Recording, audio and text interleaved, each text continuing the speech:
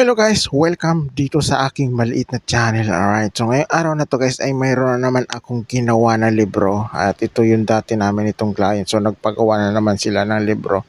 Ayan, so konti lang yung pinagawa niya ngayon. Alright, so ang kanyang pinagawa ay nasa 25 na libro lang guys. So ayan na guys, so panoorin nyo na lang guys yung ginawa kong libro. So ito siya. So kakatapos lang nito ma-print at madaling maubos yung books nila. Ayan, so kakapagawa na lang nila nung nakaraan. Ayan, so ngayon nagpagawa ulit. Ito lang yung isang box, siguro kung walang order kaya ito lang isang box na to yung may pinagawa sila. Okay? So ayun, ilalaminate ko na siya. Let's go. And so kasi simula ko lang mag-laminate. Alright, so dali lang yan. Dali lang siya matapos kasi 25 lang na cover yung ilalaminate ko. Yan, ano niya, takbo.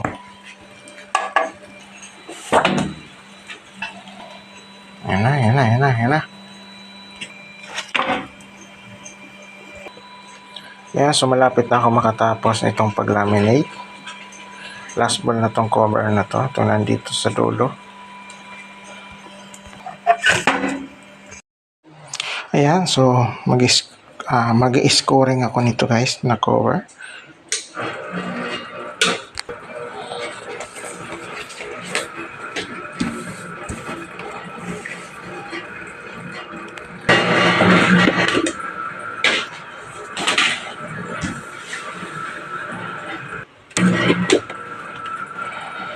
Yan, so ito na siya guys. So kakatapos ko lang sa pag-laminate saka sa scoring.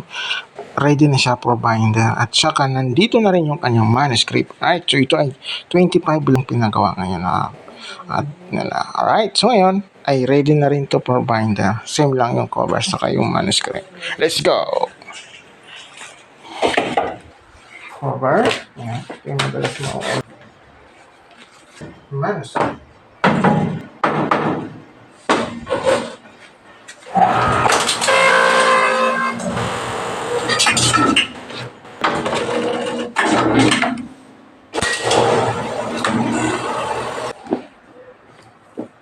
Ayan, manuscript. Tapos cover. Ayan.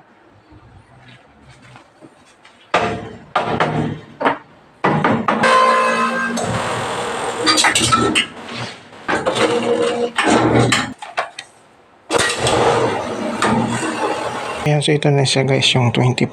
Ayan, so kakatapos ko lang dito sa binder. Alright, so ngayon, dito naman ako sa cutting.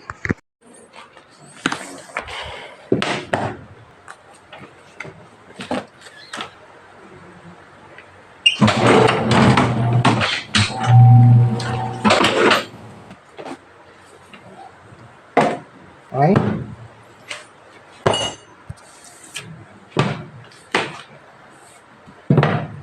Makapal din isa. So, nung una nitong nagpagawa ay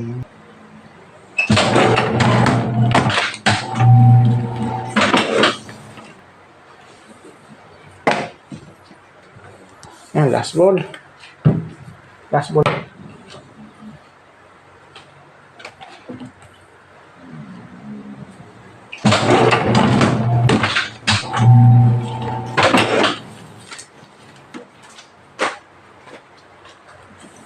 Yan. So, tapos na.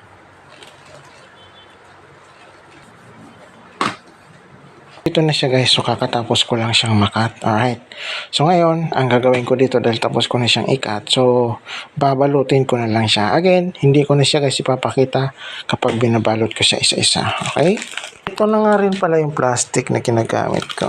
Ayan, so ilalagay ko na lang siya dito tapos sasara. Ayan.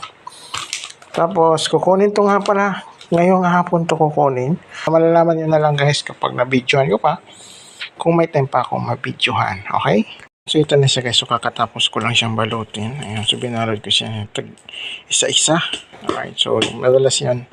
Ganun lang ginagawa namin. Yan ang routine ng libro. Kapag matapos na namin magawa sa lahat, ay binabalot na namin. Para just in case man sa biyahe ay hindi siya madumihan or mabasa. Okay? So ngayon, dahil tapos ko na siyang balutin, so ilalagay ko na siya dito sa box. Alright? So ayan, so ito na yung box. Ayan, so ito na siya guys. So nalagay ko na sa box. Tapos, papatong ko na lang siya dito. Ayan, 2.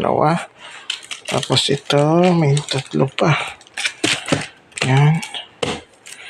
Dito na siya guys. So, binalot ko siya ng clean wrap para just in case man abutin.